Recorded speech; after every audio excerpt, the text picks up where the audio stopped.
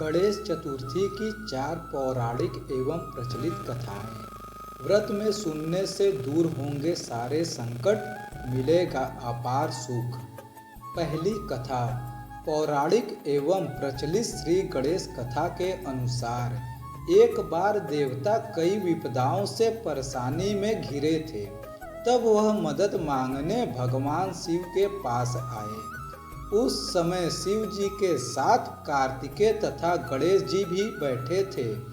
देवताओं की बात सुनकर शिव जी ने कार्तिकेय व गणेश जी से पूछा कि तुम दोनों में से कौन देवताओं के कष्टों का निवारण कर सकता है। तब कार्तिकेय व गणेश जी दोनों ने ही स्वयं को इस कार्य के लिए सक्षम बताया। इस पर भगवान शिव ने दोनों की परीक्षा लेते हुए कहा कि तुम दोनों में से जो सबसे पहले पृथ्वी की परिक्रमा करके आएगा वही देवताओं की मदद करने जाएगा। भगवान शिव के मुख से यह वचन सुनते ही कार्तिकेय अपने वाहन मोर पर बैठकर पृथ्वी की परिक्रमा के लिए निकल गए। परंतु गणेश जी सोच में पड़ गए कि वह चूहे के ऊपर चढ़कर सारी पृथ्वी की परिक्रमा कैसे करेंगे, तो इस कार्य में उन्हें बहुत समय लग जाएगा। तभी उन्हें एक उपाय सूझा। गणेश जी अपने स्थान से उठे और अपने माता पिता के साथ बार परिक्रमा करके वापस बैठ गए। परिक्रमा करके लौटने पर कार्तिकेय स्वयं को विजेता बताने लगे।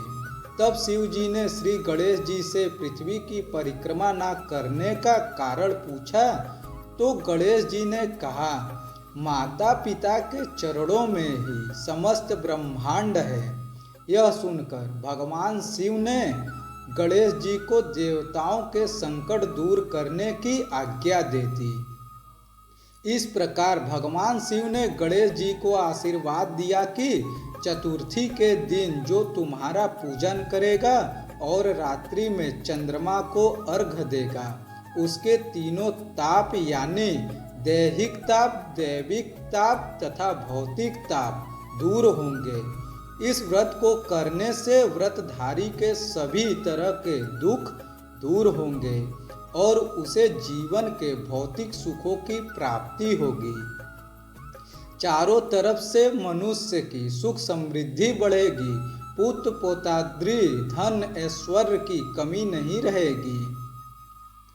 गणेश चतुर्थी व्रत की दूसरी कथा। एक समय की बात है, राजा हरिश्चंद्र के राज्य में एक कुम्हार रहता था। वह मिट्टी के बर्तन बनाता था, लेकिन वे कच्चे रह जाते थे।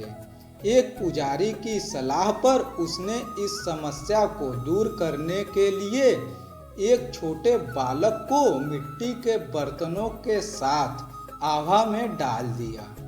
उस दिन संकटी चतुर्थी का दिन था। उस बच्चे की माँ अपने बेटे के लिए परेशान थी। उसने गणेश जी से अपने बेटे की कुशलता की प्रार्थना की। दूसरे दिन जब कुम्हार ने सुबह उठकर देखा तो आभा में उसके बर्तन तो पक गए थे, लेकिन बच्चे का बाल भी बांका नहीं हुआ था। वह डर गया और राजा के दरबार में जाकर सारी घटना बताई। इसके बाद राजा ने उस बच्चे और उसकी माँ को बुलवाया, तो माँ ने सभी तरह के विघ्न को दूर करने वाले संकटी चतुर्थी का वर्णन किया। इस घटना के बाद से महिला संतान और परिवार के सौभाग्य के लिए संकट चौथ का व्रत करने लगी। गणेश चतुर्थी की तीसरी कथा। एक समय की बात है कि विष्णु भगवान का विवाह लक्ष्मी जी के साथ निश्चित हो गया। विवाह की तैयारी होने लगी। सभी देवताओं को निमंत्रण भेजे गए, परंतु गणेश जी को निमंत्रण नहीं दिया। अब भगवान विष्णु की बारात जाने का समय आ गया। सभी देवता अपनी अपनी पत्नियों के साथ विवाह समारोह में आए। उन सब ने देखा कि गणेश जी कहीं नहीं दिख रहे हैं। तब वे आपस में चर्चा करने लगे कि क्या गणेश जी को न्योता नहीं है या स्वयं गणेश जी ही नहीं आए। सभी को इस बात पर आश्चर्य होने लगा। तभी सबने विचार किया कि विष्णु भगवान से ही इसका कारण पूछा जाए। विष्णु भगवान से पूछने पर उन्होंने कहा कि हमने गणेश जी के पिता भगवान शंकर महादेव को न्योता भेजा है।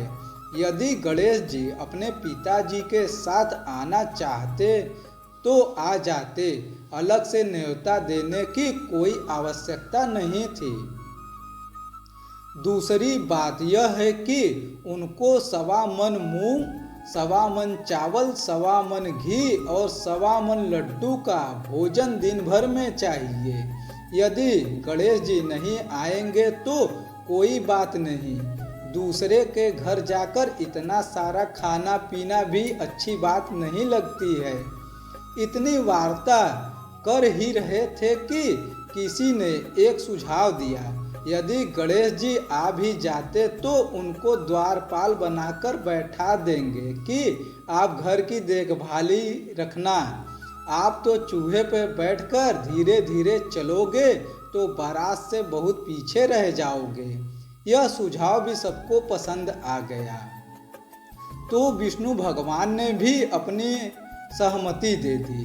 क्या होना था कि इतने में गणेश जी वहां पहुंचे और उन्हें समझा बुझाकर घर की रखवाली करने बैठा दिया गया और बारात चल दी। तब नारद जी ने देखा कि गणेश जी तो दरवाजे पर ही बैठे हुए हैं, तो वे गणेश जी के पास गए और रुकने का कारण पूछा। गणेश जी कहने लगे कि विष्णु भगवान ने मेरा बहुत अपमान किया है। नारद जी ने कहा कि आप अपनी मूषक सेना को आगे भेज दे और वह रास्ता खोद देगी, जिससे उनके वाहन धरती में धंस जाएंगे। तब आपको सम्मान पूर्वक बुलाना ही पड़ेगा।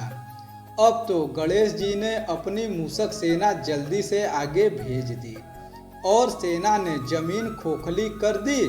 जब बारात वहां से निकली तो रथों के पहिए धरती में धंस गए।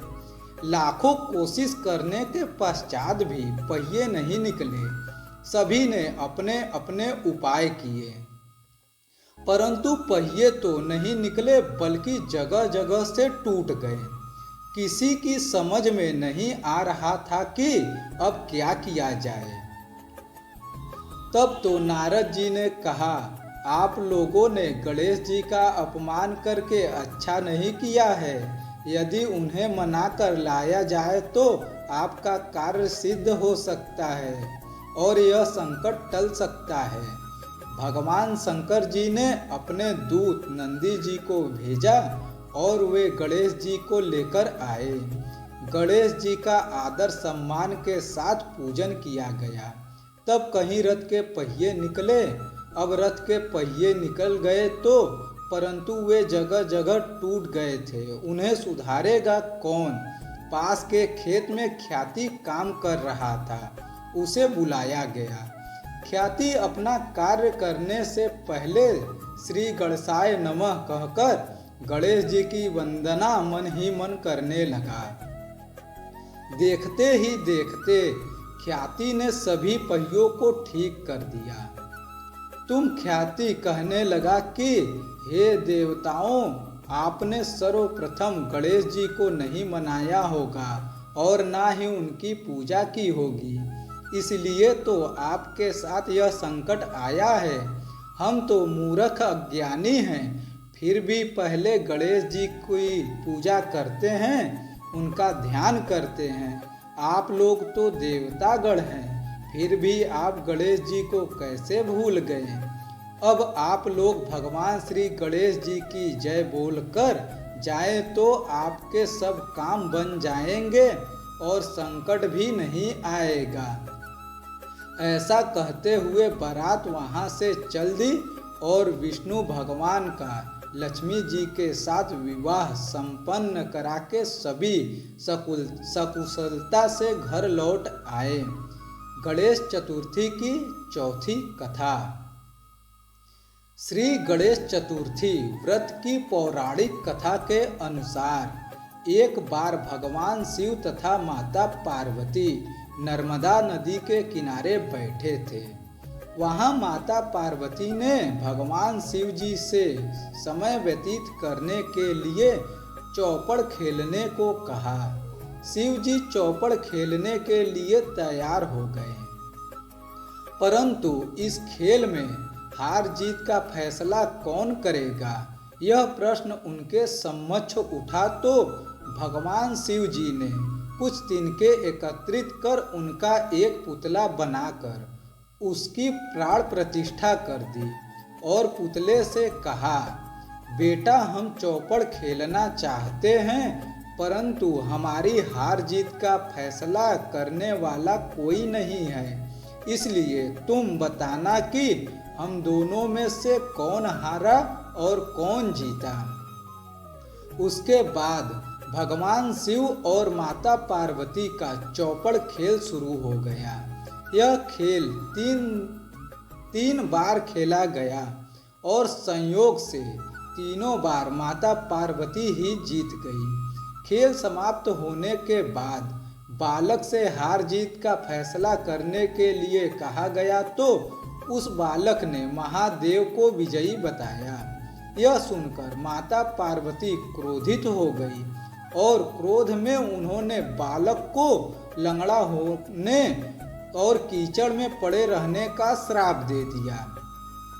बालक ने माता पार्वती से माफी मांगी और कहा कि यह मुझसे अज्ञानतावश ऐसा हुआ है, मैंने किसी द्वेष भाव में नहीं किया है। बालक द्वारा क्षमा मांगने पर माता पार्वती ने कहा, यहाँ गणेश पूजन के लिए नाग कन्याएं आएंगी, मेरे कहे अनुसार तुम गणेश व्रत करो, ऐसा करने से तुम मुझे प्राप्त करोगे। यह कहकर माता पार्वती शिव जी के साथ कैलाश पर्वत पर चली गई। एक वर्ष बाद उस स्थान पर नाग कन्याएं आई। तब नाग कन्याओं से श्री गणेश के व्रत की विधि मालूम करने पर उस बालक ने 21 दिन लगातार श्री गणेश जी की व्रत किया। उनकी श्रद्धा से गणेश जी प्रसन्न हुए। उन्होंने बालक को मनवांछित फल मांगने के लिए कहा। उस पर उस बालक ने कहा, हे विनायक, मुझ में इतनी शक्ति दीजिए कि मैं अपने पैरों से चलकर अपने माता पिता के साथ कैलाश पर्वत पर पहुंच सकूं और वे यह देख प्रसन्न हो। और वह बालक कैलाश पर्वत पर चला गया। दोस्तों, आपको गणेश चतुर्थी की कथा अच्छी लगी हो तो मेरे चैनल को लाइक एंड सब्सक्राइब करें। जय हिंद, जय श्री राम।